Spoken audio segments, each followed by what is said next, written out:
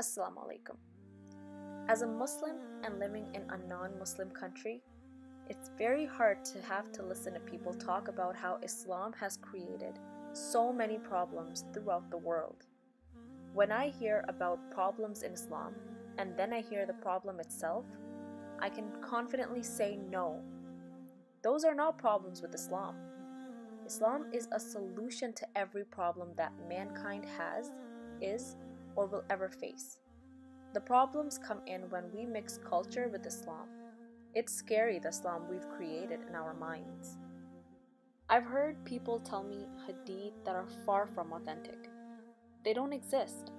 Okay, there are some hadith that you find online, but then you're not sure of their authenticity, so you can at least search them up and you're bound to find some sort of clarification or some references. Then there are those non-existent hadith that people claim to know about.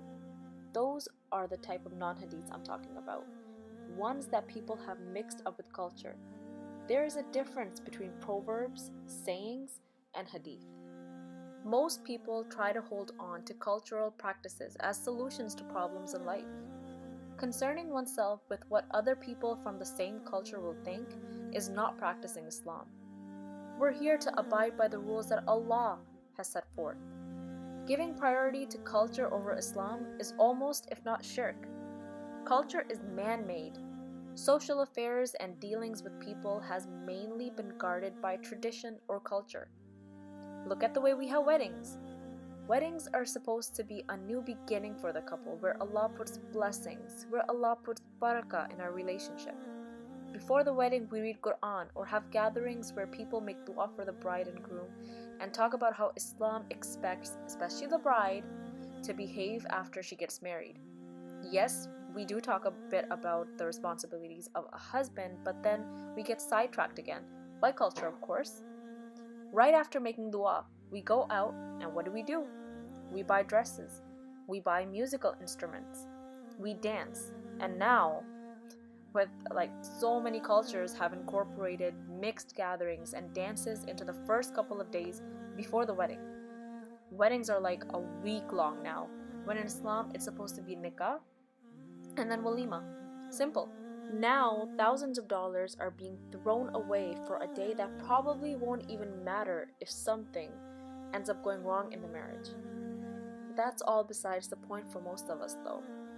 We just want to have the best wedding so people don't talk.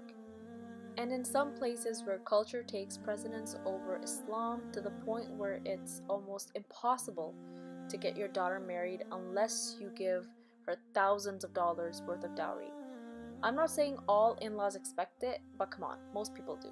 And even if they say, no, we don't want any dowry, then there's people who don't stop taunting the girl after she moves in with her in-laws, making her life miserable. This is to the extent that culture has literally destroyed relationships. And what gets blamed? Islam, of course. For those of us living in the West, I won't say all of us, but many of us, try and create what we call a Western Islam. Now that includes the way we dress, the way we behave, the way society expects us to behave. This practice is mostly done by the first generation. The second or third generation are mostly people who were brought up in their home countries and eventually moved to the West. Still, they hold some of the cultural practices or Islamic principles that might be contrary to the beliefs of the first generation. But there's another trend now. It's where kids born in the West are inclined towards upholding Islamic practices while embracing the Western culture and way of life, instead of the cultural practices their parents brought along with them from their native countries. Forced marriages, honor killings, and the confinement of women in their homes, these practices are contrary to the Islamic belief. These practices go strictly against Islam. They stem from cultural traditions and ignorance. An example of this would be arranged marriages.